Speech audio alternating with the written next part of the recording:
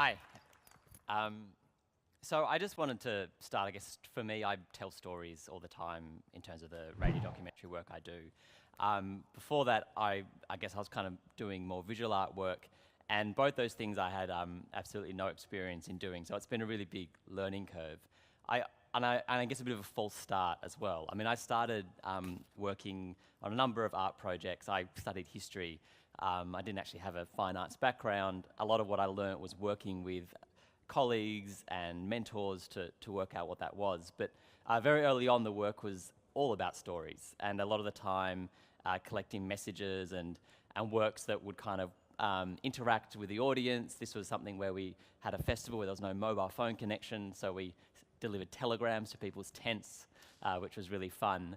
And then I also started working in a public space, once again with kind of people who were far more experienced than me, giving me these opportunities to learn how you create sculptures in a public arena. But it all was probably a bit of a false start for about 4 or 5 years doing these artworks, where probably the thing that I'd first done in terms of my first art project was probably truer to what I guess I'm doing now. This was a series of beach showers I installed for Sculpture by the Sea back in 2007, and there were speakers inside the shower heads, and there were local stories about the coastline. So the idea was you were showered with history. Now I did that in 2007, and then I took a massive kind of U-turn and started doing all this visual artwork for the next 4 years, and then I kind of came back and I realized that actually probably that was closer to what I wanted to be doing. And so I started to work more in audio and more in radio.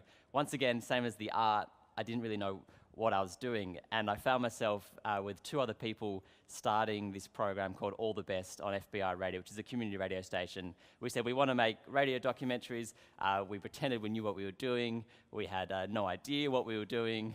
We certainly didn't have any training or experience, but in the spirit of community radio, we were given a go. Within 3 years, we'd managed to build that program. I was kind of one of the EPs and also leading the features. We've managed to build that program, we managed to get it funded, managed to get it distributed via the Community Radio Network around Australia. We did our own website. We were working with about over 200 people over those 3 years, all really young, up-and-coming radio producers and storytellers like us. We started to learn a little bit more about what we were doing, and so to be able to pass that on. We won a national award for the program, which was really cool. And then at the end of last year, I was pretty exhausted and guess I kind of wanted to learn new things. And this is, I guess, where my ideas about how radio and stories can be told in this new media landscape. I started this program with a colleague, Mike, which we've just finished, called Long Story Short. Now, what was interesting about this project, it was 12 parts, but we actually produced it as independent producers. And I guess this leads to me, what I think is really exciting, is that radio and particularly lots of online spaces haven't always traditionally gone down a hugely independent model. I mean, film, that is how they exist. A lot of theatre goes down that path as well.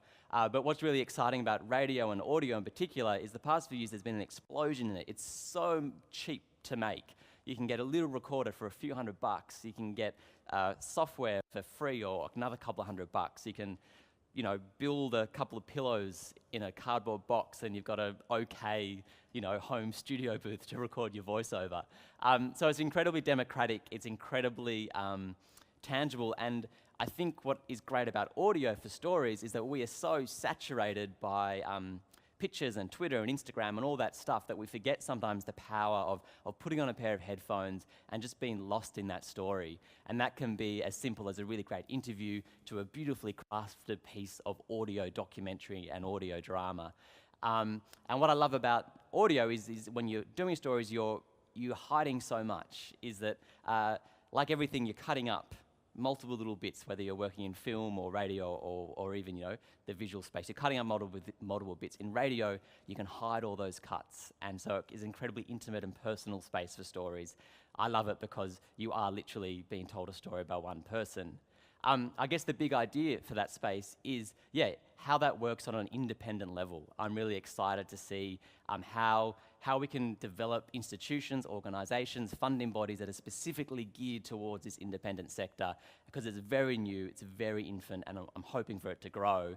But as well as on the radio, It can exist. Radio can exist in the theatre. This was a project we did at the Opera House, which was a radio documentary, a number of radio documentaries, collaborating with graphic artists to do the visuals.